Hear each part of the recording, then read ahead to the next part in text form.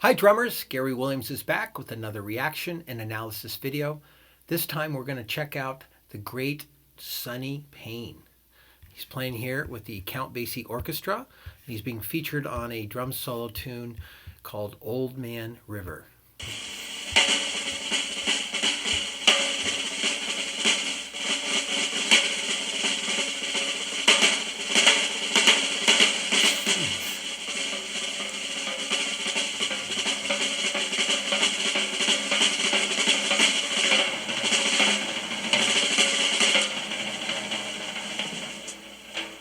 Okay, most of that was single stroke so far, I think, but they was doing some stuff at the toms that might have been sort of six-stroke roll stuff because the right hand, left hand were trading off. We'll see.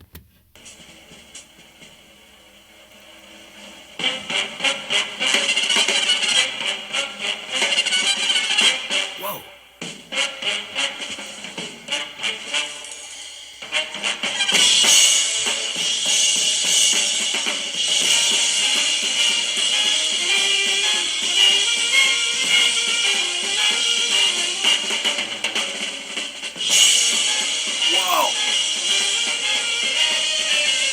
Look at that guy!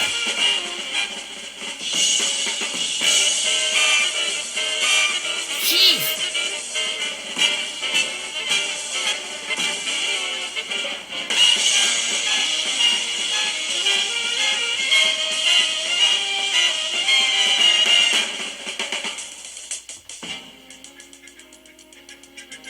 I don't know if you guys realize how fast this tempo is. 1, 2, 3, 4, 1, 2, 3, 4, 1, 2, 3, 4, 1, 2, 3, 4.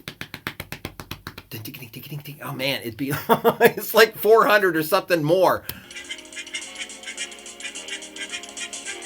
Now, I don't know if you could see that. Now, there's a little technique that they did called tickling the hi-hat. He's not quite doing that. But if you know, traditional grip playing back in the day, okay? And so he's playing with his left thumb on top and the stick tip or the side of the stick is actually tapping on the shaft of the hi-hat stand. And so he's got this swing pattern instead of doing it with one hand. So if you go back and watch that, you hear and then the left hand's clicking a long note and the right hand's doing the fast double.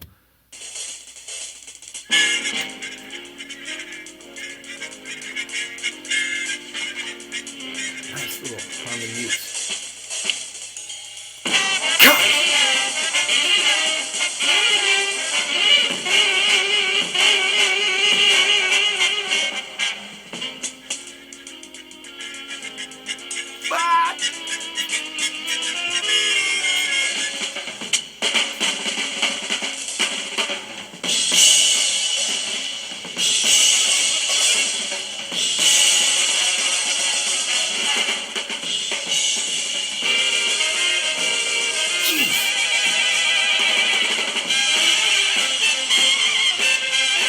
Oh, we can rest.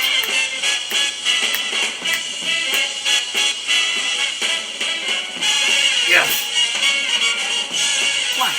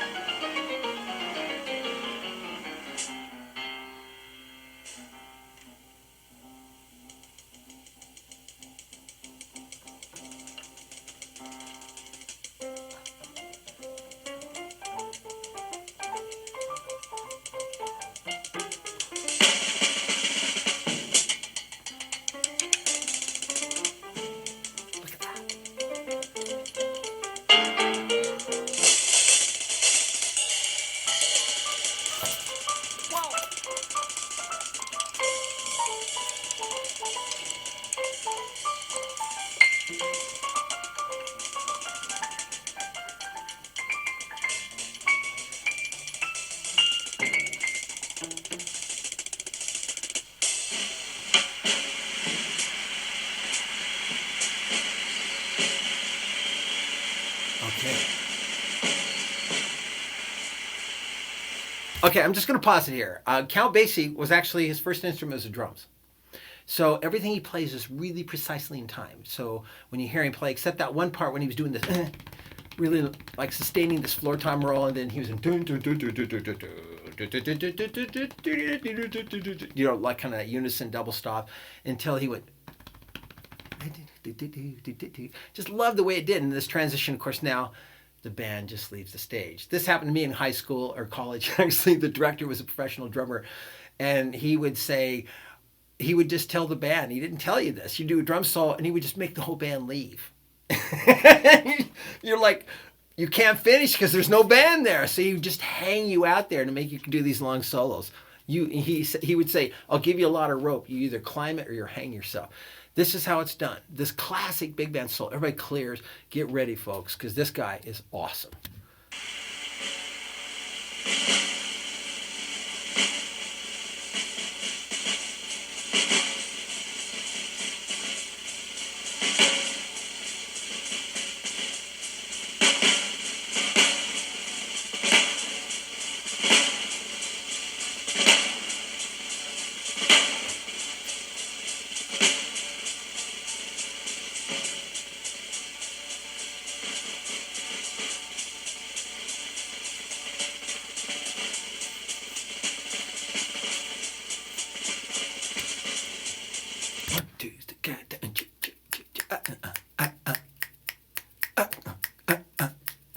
Now you're hearing the hi-hat, and many of you might think that's on the beat. 1, 2, 1, 3, 1, 2. No, this is 2 and 4. The tempo's 1.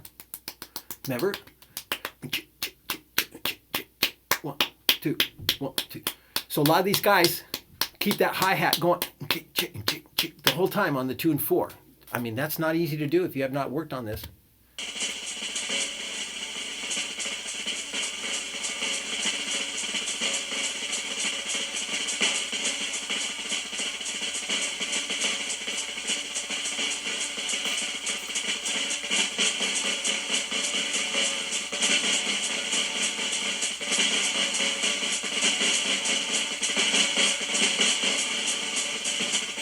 You know, that was really cool. He's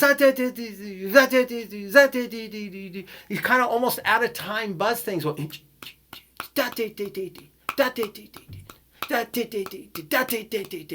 almost like he's playing a triplet. Oh, one with the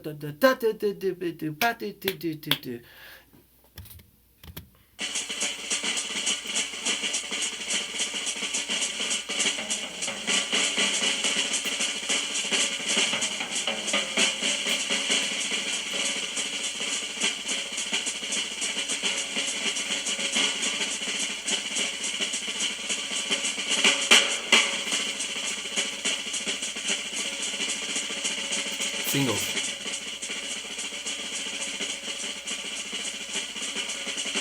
Sometimes those are right, left, left, right, left, left, really fast. Doubles. Right, right, left. Singles. Doubles. Doubles. Buzzes. Singles, doubles.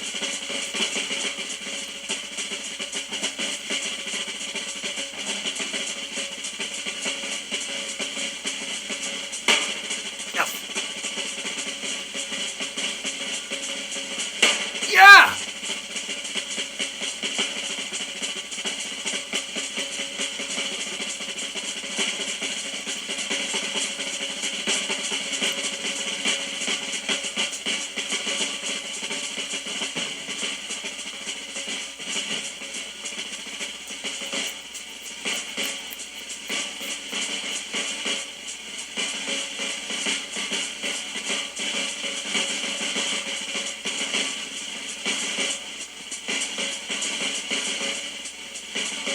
Okay, so really, so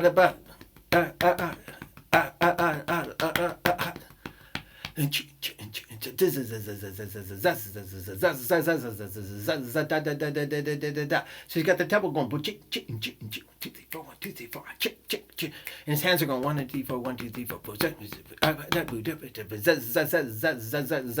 So he's playing basically 1, 2, 3, 4, 1, 2, 3, 4, 1, 2, 3, 4 with his hands.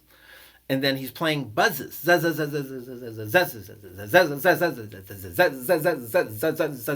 some cooler rhythmic ideas, accenting the buzz strokes.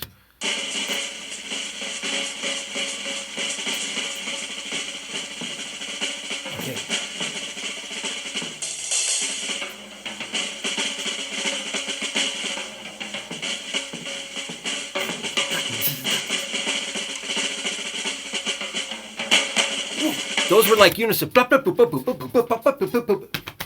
Almost like flams and unisons, mostly. There you go again. Mostly flams. Yes!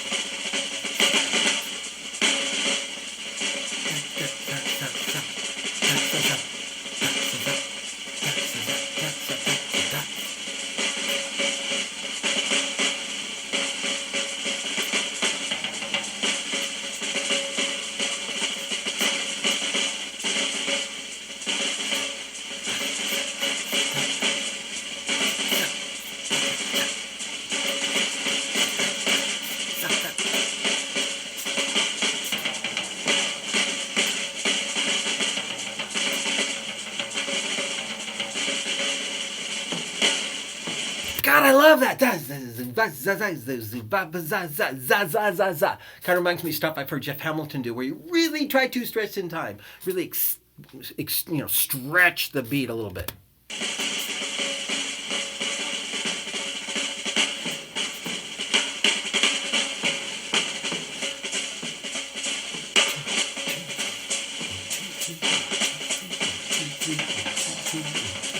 Seems like a lot of guys wanted to play in 3.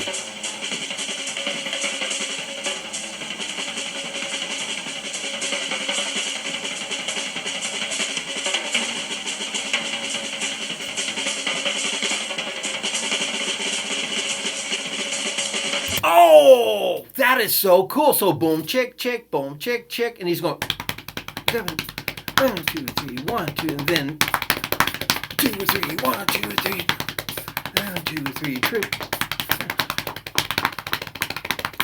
So he's switching between triplet to 16th notes, depending upon how you want to think of it. I'm hearing it in triplets to rapid fire 16th notes.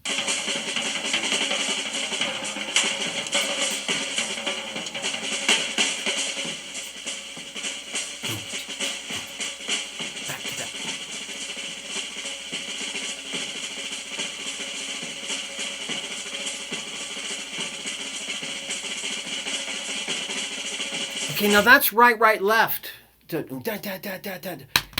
Can't do without some rebound, but so right, right, that kind of stuff. And then some double strokes. It seems like there might be some paradiddles in there, maybe paradiddles, but definitely some doubles. In the end, it's all singles and doubles. It's just different arrangements, and they have different names.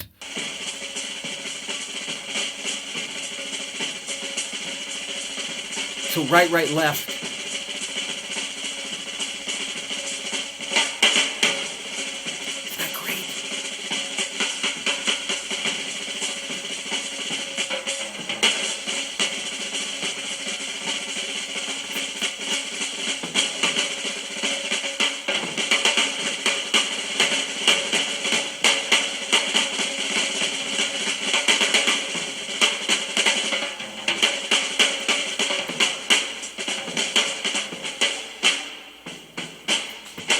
Okay, right there, that was a little quote. I think that's for Big Sid. So kind of similar kind of idea, the drum also waltzes. My guess is at this time that was a big influence on a lot of drummers. They wanted to see if they can cop that drum also waltzes. I don't know what's going on in Sonny Payne's head. But then he just quoted this other one for Big Sid. So it's another one. That was in 5, I think. God.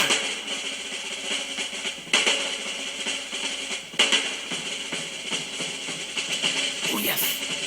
Bring up the bass drum.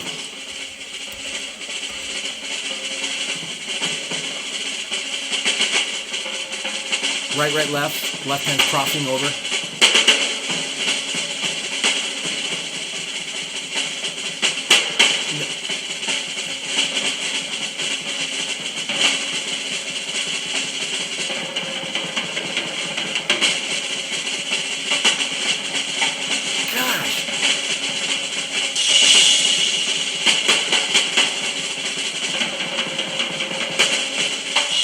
Right there, I think was 2 up, 1 down.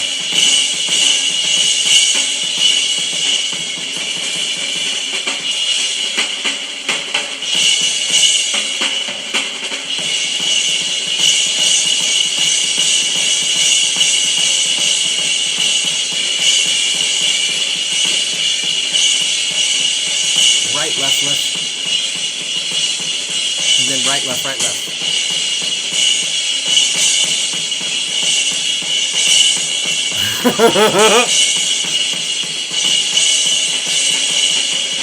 God! Oh!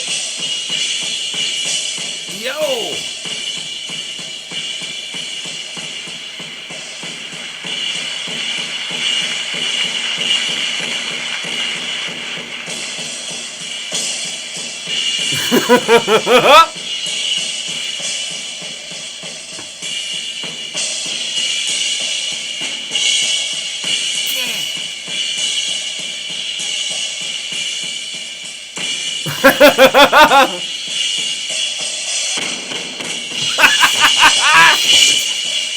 Oh! Look at that!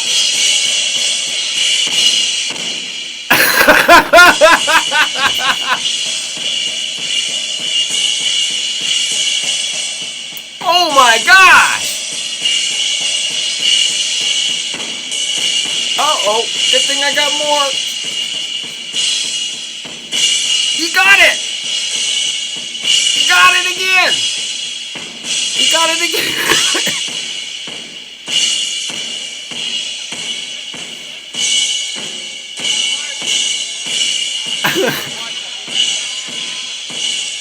Oh no! You got it!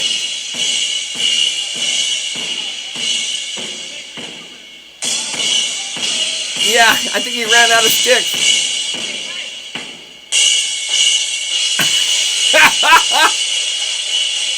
Uh-oh, here we go.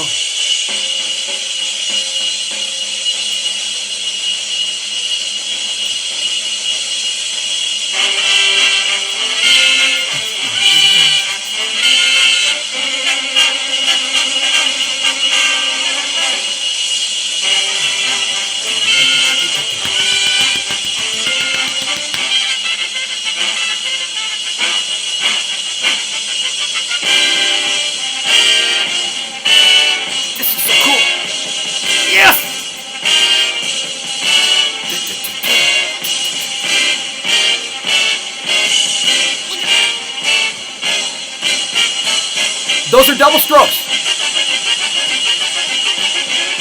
Listen.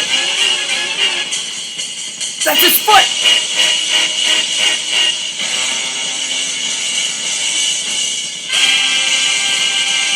Check that out. Yes! Oh! Yes! That was his right foot. Now, this video was the one that really blew away Jojo Mayer. He talked about it in his Secret Weapons of Modern Drumming Part 2, A Guide to Pedal Technique.